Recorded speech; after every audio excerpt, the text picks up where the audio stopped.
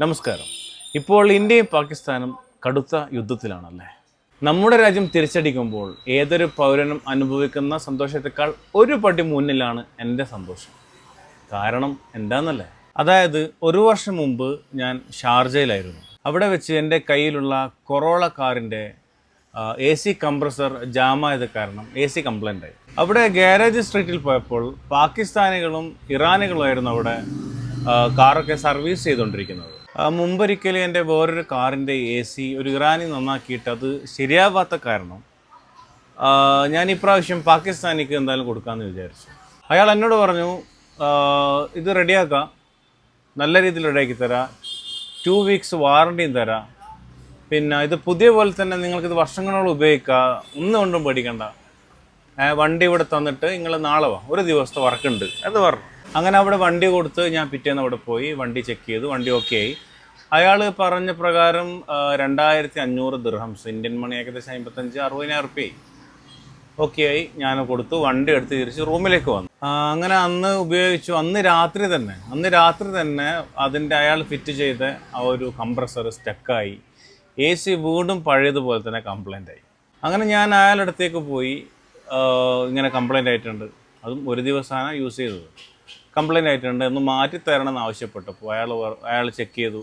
എന്നിട്ട് പറഞ്ഞു, അയാൾ ഓൾറെഡി കരി പിടിച്ച കൈയായിരുന്നു, അതിൽ ഗ്യാസ് ഇങ്ങനെ അടിച്ചിട്ട് പറഞ്ഞു, നോക്കിയാൽ ഇത് ഗ്യാസ് കറുത്തു പോയിട്ടുണ്ട്, ഉടായ്പ്, ഗ്യാസ് കറുത്തു പോയിട്ടുണ്ട്, ഇത് നമുക്ക് ഒന്നും ചെയ്യാൻ പറ്റില്ല, വാറണ്ടി ഒന്നും കിട്ടൂല കേട്ടോ, തിരിച്ചു കൊണ്ടുപോട് എന്ന് പറഞ്ഞു. ഞാൻ പറഞ്ഞു, പൈസ വേറെ വെച്ചോ, 2500 ദിർഹംസ് തന്നെ നിങ്ങൾ പേ ചെയ്യണം, വേറെ മാറ്റിത്തരാം.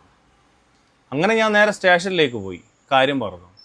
അപ്പോൾ പോലീസുകാർ പറഞ്ഞു, സോറി, ഇത് പിന്നെ ഈ ഒരു ബിസിനസ് പരമായിട്ടുള്ള കംപ്ലയിൻറ്റ്സ് ഇവിടെ എടുക്കില്ല, ഒരു ടോൾ ഫ്രീ നമ്പർ എനിക്ക് തന്നു, അതിൽ വിളിച്ച് രജിസ്റ്റർ ചെയ്യാമെന്ന് പറഞ്ഞു.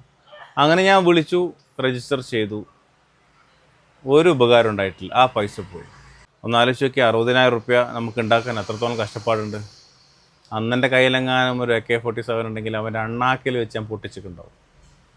അപ്പോൾ ഇത് പണി നമ്പർ 1. അയാൾക്ക് ഒരു കാരുണ്യം പോലും ഇല്ലാതെയാണ് അയാൾ നിഷ്കാരുണം എന്നോട്, ഒന്നും നടക്കൂല, എടുത്തു പോയിക്കോ വണ്ടി എന്ന് പറഞ്ഞത്.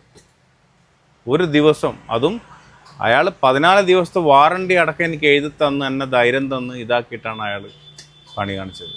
ഏതോ പോക്ക് സാധനം ഇട്ടു. ഇനി പണി നമ്പർ 2.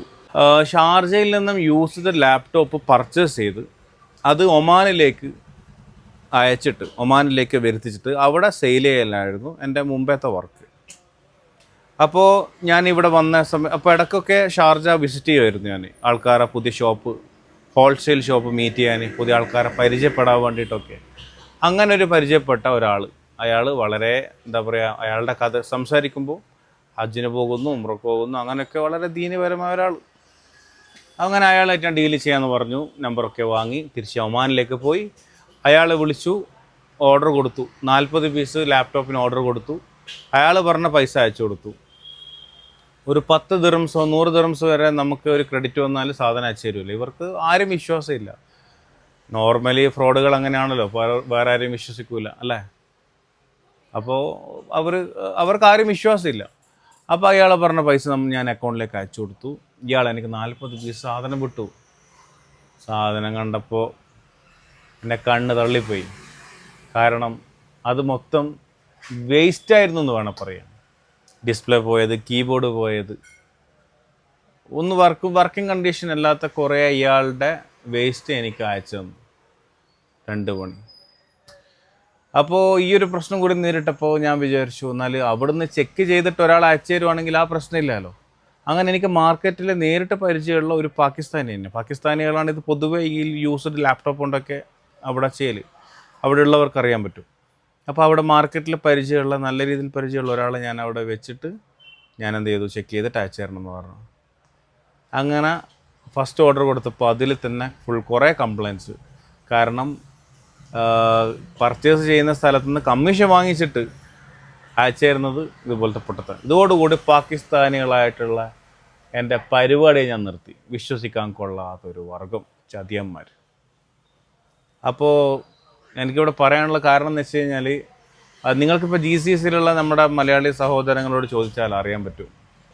ശരിയായ സ്കാമിങ്, റോഡ് സൈഡിൽ കൂടെ പോകുന്ന സമയത്ത് വിളിച്ചിട്ട് ഇതുണ്ട് കംപ്ലൈൻ്റ് ഉണ്ട്, നിങ്ങളെ തല ശരിയില്ല, തലയിൽ മുടി കുറവാണ്, അത് കുറവാണ്, ഇത് കുറവാണ്. ഞാൻ പെട്ടിട്ടില്ല, എനിക്ക് കേട്ട അനുഭവങ്ങളാണ് പറയുന്നത്. എന്നെ ചതിക്കാൻ വേണ്ടി ഒരാൾ നോക്കിയിട്ടുണ്ട്. പിന്നെ മുമ്പ് ഈ കഥകൾ കേട്ടപ്പോൾ ഞാൻ അതിൽ നിന്നും നൈസായിട്ട് ഒഴിവായിപ്പോൾ. ഇങ്ങനെ എല്ലാ സ്കാമിങ്ങും, ഒരുപാട് ഫ്രോഡ് കളിയാണ് ഈ പാകിസ്ഥാനികൾ ചെയ്യുക. അതുകൊണ്ട് പേഴ്സണലി എനിക്കിപ്പോൾ ആ രാജ്യത്തോടും അതിലെ ആൾക്കാരോടും വെറുപ്പാണ്. അപ്പോൾ ഈ യുദ്ധവും എന്തായാലും മുമ്പ് നമ്മൾ ജയിച്ച പോലെ തന്നെ ഉറപ്പായിട്ട് ജയിച്ചിരിക്കും. ഓക്കെ, ജയ് ഹിന്ദ്.